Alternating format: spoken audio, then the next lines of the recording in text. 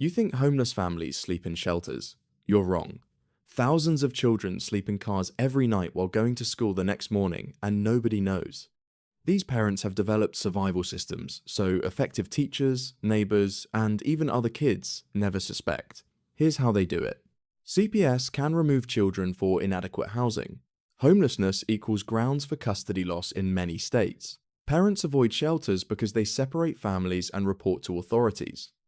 Never tell schools you're homeless because teachers are mandatory reporters. Use a friend's address for school registration. Keep kids clean, fed, and attending school to avoid suspicion. Never miss school because absences trigger welfare checks. If questioned, say staying with family temporarily. Keep documentation ready in waterproof bags.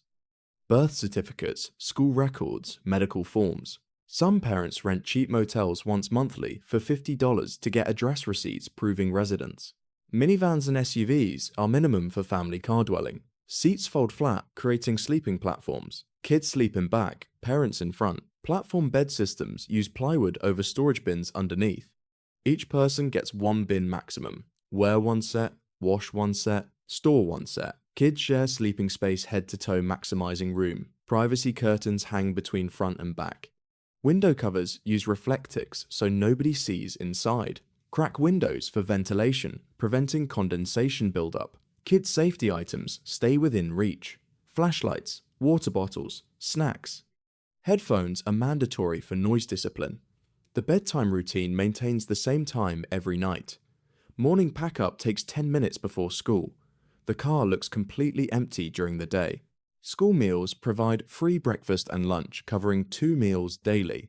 Parents only need to provide dinner and snacks. Food banks provide weekly supplies through no questions asked distribution. The WIC program provides free milk, cereal, eggs, and peanut butter if the family qualifies. SNAP food stamps provide $200 to $400 monthly when applications use shelter addresses.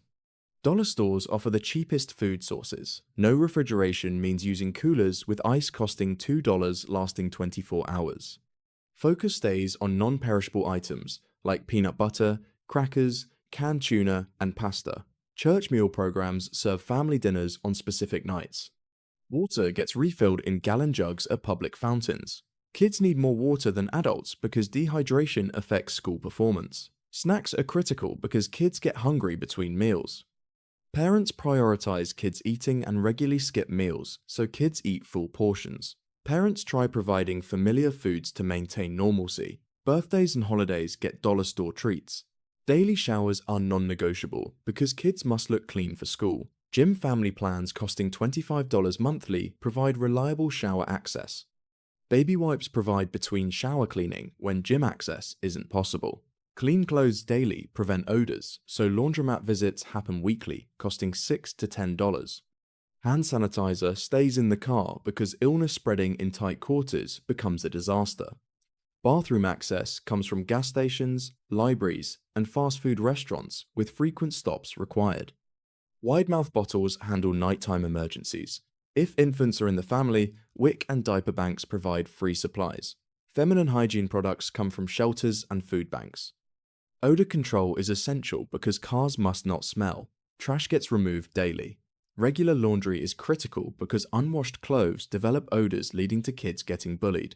Children regulate temperature poorly, making them more vulnerable to extreme weather. Summer heat makes cars deadly fast, with interior temperatures reaching 120 degrees.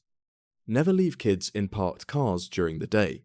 Daytime gets spent in libraries, malls, and parks with air conditioning. Nighttime parking happens in shade with windows cracked and battery-powered fans circulating air. Kids sleep in minimal clothing. Wet towels cool kids before sleep. Winter cold creates hypothermia risk, especially high for small bodies. Sleeping bags rated for 0 degrees minimum are required. Layering includes thermal underwear, fleece layers, hats, and gloves worn while sleeping. Kids lose heat through heads, making hats mandatory. Body heat sharing happens with families sleeping close together. Idling for heat becomes necessary during extreme cold using 15-minute intervals. Carbon monoxide danger requires windows cracked even in cold. Carbon monoxide detectors cost $15 and are non-negotiable. Rain requires keeping kids dry because wet equals sick equals missed school equals CPS questions. Waterproof jackets from thrift stores cost $3 to $5. Free clinics offer sliding scale payment for necessary care. Kids' common illnesses require treatment because untreated infections worsen. Emergency rooms must treat patients regardless of ability to pay. Missed school causes teachers to notice absences, triggering welfare checks. Boredom creates discipline problems in cramped car space. Libraries provide free books, computers, and activities with kids checking out 10 to 20 books at a time. Reading passes time and costs nothing. Library programs include after-school activities and summer reading challenges. Parks offer free outdoor play, tiring kids before bedtime. School activities, including sports and after-school programs, keep kids busy providing structure. Electronics, including tablets with downloaded educational apps, provide entertainment without data plans. Library Wi-Fi allows downloading content for offline viewing. Headphones are mandatory for maintaining noise discipline. Dollar store toys provide affordable entertainment. Imagination helps with camping adventure framing for young kids. Older kids receive honesty delivered in age-appropriate ways. Parents maintain hope, telling kids this is temporary. Homework space uses library tables or car when parked in well-lit areas. Parents advocate for tutoring without revealing the living situation. Socialization remains important, so school friendships get maintained. Never inviting friends over happens because there's no home. Playdates meet at parks or libraries. Birthday parties mean attending others but being unable to host. Dollar store gifts, wrapped with love, provide small items. Most homeless families have at least one working parent, making them part of the working poor demographic, which is the largest homeless category. Jobs don't pay enough for rent because minimum wage is insufficient when rent requires earning 2 to 3 times the monthly rent amount to qualify. First month, last month, and security deposits totaling $2,000 to $3,000 are impossible to save while homeless and paying for immediate survival needs. Parents work while kids attend school, eliminating childcare costs. Fast food, retail, and warehouse jobs offer flexible hours and immediate hiring. Keeping jobs secret is critical because employers discriminate against homeless workers. Professional appearance maintained through gym showers and clean clothes creates normalcy. The address on applications uses a friend's or shelter's address. Phone numbers come from free government phones through SafeLink or Assurance Wireless programs. Transportation depends on the car, which is both vehicle and home, meaning maintenance is absolutely non-negotiable. Vehicle maintenance, including oil changes, tire pressure checks, and current registration, cannot be skipped. Losing the car means losing the job, means losing everything in a catastrophic cascade. Childcare during work shifts means older kids watching younger siblings, which is risky but necessary. Some parents work opposite shifts, ensuring one parent is always with kids.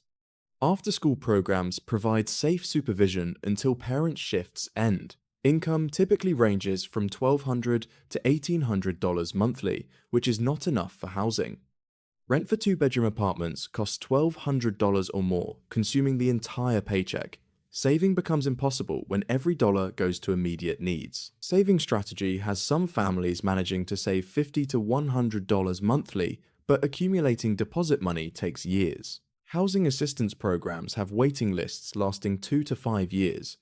Section 8 vouchers are limited with long waits and lottery-based distribution systems. Shelters with family sections enforce strict rules and curfews. Some parents prefer cars because of freedom and staying together as a family unit. Transitional housing programs exist but have limited slots and extensive requirements. The path out requires a stable job, safe deposit, rental history, and references. The catch-22 means you can't get an apartment without rental history, but can't get rental history without an apartment. Hope comes from parents telling kids we're working toward a home. Statistics show average family homelessness duration ranges from 6 months to 2 years. Some families escape quickly, while others stay trapped in cycles. Kids remember this experience, which shapes their entire lives permanently. Living in a car is traumatic for children, regardless of parents' best efforts to minimize stress and maintain normalcy. Anxiety includes fear of discovery, fear of losing parents to CPS, and fear of judgment from peers. Sleep issues develop from uncomfortable conditions, hypervigilance, and nightmares. Academic impact shows stress affecting concentration, memory, and learning ability. Some kids excel academically, becoming motivated by their situation and wanting to escape poverty. Others struggle significantly because trauma overrides their ability to focus on schoolwork.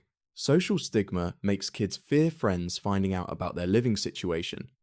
Bullying becomes severe if homelessness is discovered by other students. The secrecy burden means kids carry adult-sized secrets at young ages.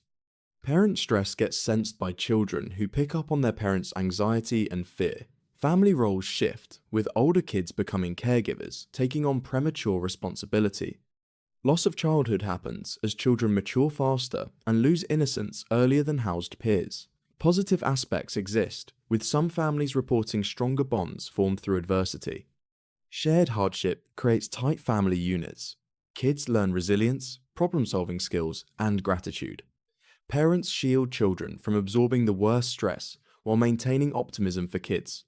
Temporary situation messaging from parents frames homelessness as short-term, giving kids hope. Hope matters critically because kids need to believe things will improve. Regression happens in younger children who may start bedwetting or thumb-sucking again. These are normal responses to abnormal situations. Behavioral issues manifest through acting out at school or with parents. Anger, frustration, and helplessness show up in behavior problems. Counseling from school counselors can help, but parents fear CPS involvement creating barriers to getting help. Support groups in some areas provide homeless family support groups. Connection with others in similar situations helps kids realize they're not alone. Long-term impact studies show childhood homelessness affects adulthood, with higher rates of adult homelessness, mental health issues, and poverty. But also, resilience, empathy, and determination develop in many cases. Parent guilt becomes overwhelming guilt about their children's situation. Self-blame leads to thoughts of failing my kids even when circumstances were beyond control.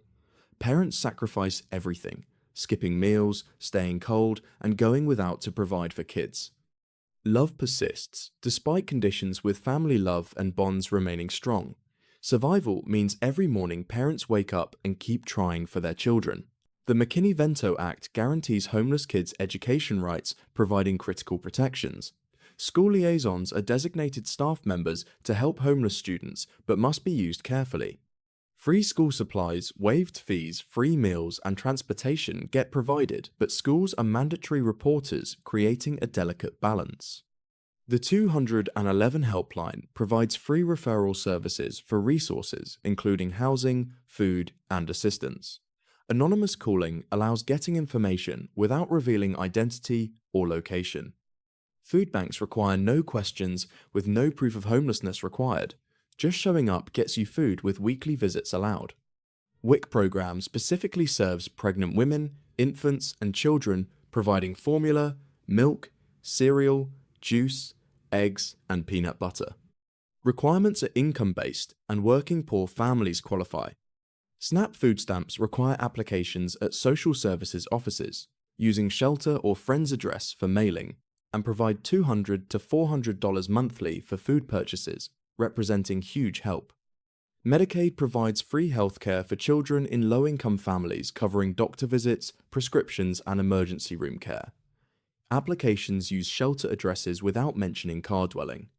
Free clinics and community health centers offer sliding scale or free care with no questions about housing situations. Vaccinations come free from health departments, which help meet school requirements. Clothing assistance from churches, schools, and non-profits provides free clothes. Coat drives in winter provide warm jackets, which are critical for survival. School supplies come from back-to-school drives, providing backpacks and supplies. Libraries go beyond books, offering bathrooms, water, air conditioning, internet access, and programs serving as safe havens for families during the day. Some libraries offer social services help on site. Churches offer family assistance without judgment, providing meals, clothing, and sometimes emergency financial help. Avoiding CPS attention means some families avoid all services because of fear of losing children. Underground support networks of homeless families share information through Facebook groups and word of mouth, covering safe parking locations, available resources, and warnings about dangerous areas. Online communities in van life groups allow some families to blend in without revealing homelessness. Shelters remain a last resort for many families, who avoid them because of family separation, strict rules, loss of autonomy, and CPS presence on premises. When shelters get used, it's typically during weather, emergencies, serious illness, or pure desperation. Time limits at most family shelters range from 30 to 90 days, then families face the "what happens next" question. Often, families return to cars after shelter stays because housing remains unaffordable and the cycle continues.